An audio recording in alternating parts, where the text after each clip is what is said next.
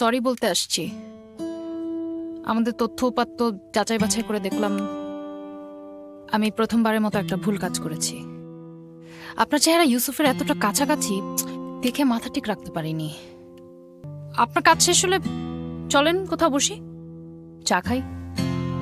চা চা খাই না আমি, তাহলে কফিও খাই না আমি লাঞ্চও করি না। করি, কিন্তু আজকে করে ফেলছি।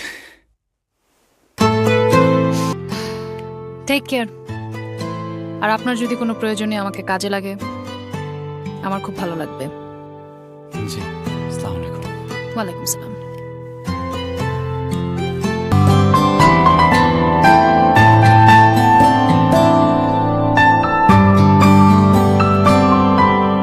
এই রংটা নাও। এই যে ভাই,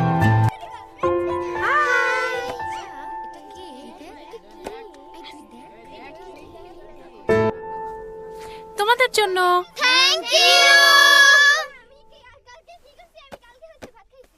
আপনাকে শাড়িতে কল্পনা করা যায়, কিন্তু বাস্তবে যে আপনি শাড়ি পরেছেন বিশ্বাস করা যায় না।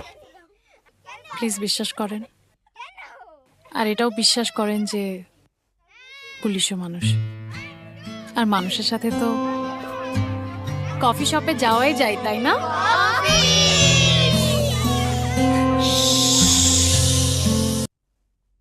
জায়গাটা খুব নিরিবিলি, সুন্দর না?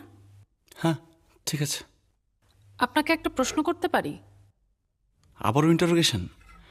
সব প্রশ্ন তো হাজতেই করে ফেলছেন, আরো কিছু বাকি আছে? এই প্রশ্নটা করা হয়নি, করব? পুলিশের আবার অনুমতি লাগে? করে ফেলেন।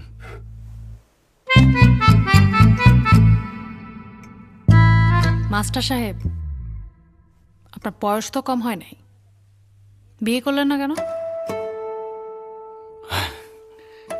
আসলে পুলিশের কাছে তো সত্যি লুকিয়ে লাভ নেই, আমাকে কোনো মেয়ে পছন্দ করে না।